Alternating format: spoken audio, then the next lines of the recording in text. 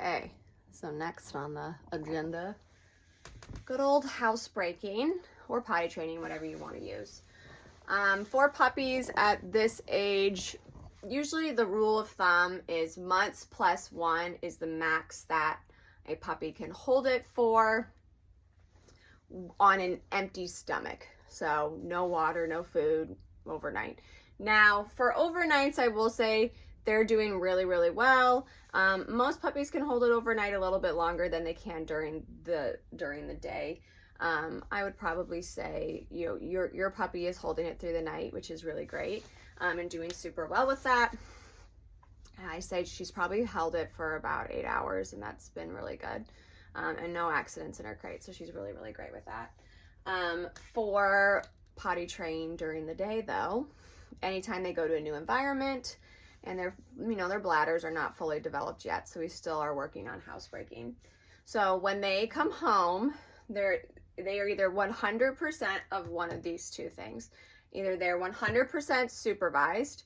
Now, supervision looks different for every person. For me, when I say 100% supervised, you're not doing a puzzle, you're not doing work, you're not cooking dinner. It's hard if you've got, at least 25-50% of your attention is completely away from puppy, and puppy has free roam of the house, then that's where you're going to start to see potential accidents, because they're very good at sneaking away and then having an accident coming right back before you even realize that they've done it. She's doing really, really well with this, but almost all of potty training and housebreaking is more being strict with your day. A lot of puppies, if you do this in a new environment for 1 week, they are fully potty trained to the best of their ability that they can hold it for.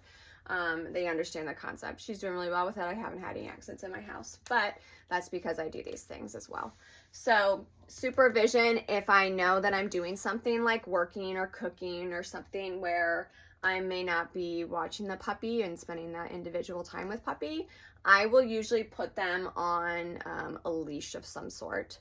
So I will tie a leash around my belt loop, then hook up puppy. I find this to be like my #1 favorite thing to do, because then the puppy is also not getting into things and chewing on things. They're right with me. It helps build a bond, but it also helps me be able to do the things that I need to do during my day without having to just be staring at the puppy all day long. So a great way that you can set up your house for this is to close some doors or have baby gates if you have a large open plan, so that puppy's not able to go sniff something out and then come right back and you have no idea what's going on. So either your puppy is 100% supervised or they're in some sort of containment. Leash could be one thing, but not leash alone. This would be crate time in an X pen, or that's pretty much it for that. I don't recommend containing them in a room. That still gives them the opportunity to go to the bathroom. And then on top of that too, I find that if they have too much space, it actually causes more anxiety.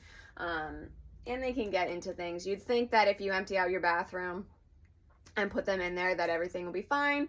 They tend to do much better in a crate because I've seen dogs drill through walls before when they're bored. So we want to protect your house, and we also want to protect them. So using that crate. We recommend using the crate till at least they get all their adult teeth in, and then when you start, that's usually around the 6-7 month mark. And then when you start leaving them, it's going to be things like, I'm going to leave you while I go get the mail. I'm going to leave you while I go down the street. And you kind of work your way up for that, but just to help with potty training. And if you're really strict about this for the first week, then you get to relax a lot more after that. Now, you are more than welcome to use an aid of some sort if you want. I don't recommend puppy pee pads. They tend to just eat them. And it's a great way to teach a puppy to go to the bathroom on any rug or bath mat, raised surface. They're great with that when you train them for that.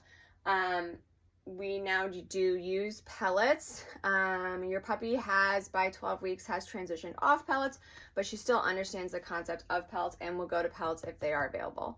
So if you want a little bit of an aid, you can use pellets. Don't recommend using pellets for more than, I would say, 3 days at this age, because you don't want them to get reliant on that. You still want to be able to take them out. So the idea is you give a little tray. It can be the size of about a cookie tray. Put it next to the door that you plan on taking her out. The idea is that she knows to go to the pellets, to go to the bathroom. She's in the house. She's got to go pee. She heads towards the pellets. You hopefully are right there. You interrupt her, take her outside to where you want her to go to the bathroom. Then she will start to alert to the same door. If you happen to not be paying attention, then at least your puppy is not going in the house. They are going inside of the pellets. So that's if you want to use the pellets, but I don't recommend using that again for over 3 days. Now, when to go outside.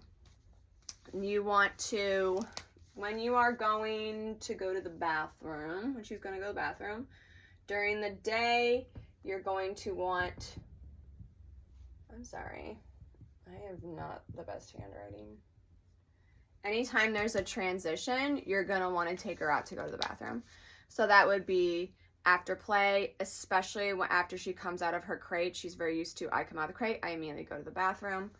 So you can use the crate as a nice reset too. If you know she has to go to the bathroom and it's been a while, just pop her in the crate for 5 minutes, then take her out, go to the bathroom. That will usually reset them nicely. Usually after drinking, it's about 20 minutes. After eating, it's about 30. So at any transition, you're going to want to take her out to go to the bathroom. Now it's going to be a pain in the butt, but during the first, I would say 2 to 3 days, I take puppies out to go to the bathroom once they're out of their crate and hanging out with me in the house. I take them out every 30 minutes. Now, I'm only out there for about 3 to 5 minutes. It can be kind of a pain, but I'd rather go out more frequently for a couple of days and then get a nice, really big jump start on potty training. The more she goes outside, the more she's going to get used to going outside. The less she goes inside, the less likely she is to have an accident. So you want to make sure that you set her up for that by taking her out every 30 minutes or so. If she's napping, don't let her out, but just know the second she cracks her eyes open, she will have to go out to go to the bathroom. So that's for when to take them out. Now, unfortunately, going to the bathroom inside the house is already pretty rewarding. I know when I had to go to the bathroom, you feel a lot better after you go to the bathroom. So same thing with puppies, is that it is rewarding to go inside the house just because they don't feel that pressure anymore. So you do have to make outside more rewarding than going inside. I like to call this my nice poop party, pee party. Your neighbors are going to think you're weird. You go out there, you say whatever it is you want to say. Right now she knows go potty. I say go potty. I'm pretty boring when I'm saying go potty. If you're too interesting, she will stop going to the bathroom or stop looking for pets. So I don't pet the dog. I don't do anything. I just stand there like a board. Go potty. When she starts to go to the bathroom, I am saying good and then whatever it is you call it. So good potty, but kind of boring still. Nice deep feeling. Good potty, good potty. But I'm not getting really excited. The second she's done, it's a party. That's when you give treats. That's when you give pets love. I like to run around a little bit. They really like that excitement. So that's a great way to do it. They will learn pretty quickly. If I go here, I get a party. If I go here, nothing good happens. So you want to make sure that you're rewarding when you do go outside. The only time I don't throw a poop party is when it's overnight, because I still want to be boring during the night. For water and food intake, I don't have a water dish down on the ground when I have puppies, at least for the first week or two, because what happens a lot, puppy goes outside, goes to the bathroom, you bring her inside, you think she just went pee, we're good for at least 40 minutes, it's great. You turn your back for a second, she empties the water dish, 10 minutes later, she's peeing all over the floor and you're going, oh my gosh, you just went pee 10 minutes ago. Why are you going to the bathroom now? Well, it's probably because she drank an entire bucket of water while you weren't looking. So I find that limiting water intake really, or timing water intake really helps with potty training. Water dish on the counter, I bring it down probably, depending on activity level, once every hour or maybe 2 hours. Put water just on the ground. I leave it down for 3 to 5 minutes. Let puppy drink what she wants to. I put it back up on the counter. Then I know, okay, in 15 minutes, you're going to have to go to the bathroom. And then it just takes away that guessing game a little bit more. For food, we are also, I mean, you couldn't free feed these puppies if you tried to, because they would just eat and eat and eat and eat until they threw up, and then they would eat their throw up. So they're very food motivated. But for timing on food, you feed her in the morning, whenever works for you. Right now she's eating somewhere between 7 and 9. Feed in the evening, no later than 5. Because what's going to happen is she's going to eat, and then she'll have to go poop at 3 a.m. if you feed her at 9 p.m. and then put her in her crate. So no later than 5 for food. You can do little treats here and there. If you're giving an abundance of treats, then you might want to watch out for that. And I usually cut off water. So if that's 5 p.m., the summertime, I might do it later. If I go to bed around 10, I'm cutting off water at about 7 p.m. Unless we have some heavy exercise after that, I'm usually cutting off water. I want them to go to sleep with nothing in their system. Overnight's a little bit different. I think I touched on it a little bit earlier about when to reward. Overnight, you're going to be really, really, really boring. If you go out there and you're going to do as minimal amount of interaction as possible overnight. She is sleeping through the night, but there might be the occasional night where she has to go to the bathroom. Maybe you didn't cut off water. Maybe she ate late, whatever. If she starts to cry, I usually give them 30 seconds, see if they calm down, see if they settle. If they don't settle, then I go ahead, take her out to go to the bathroom.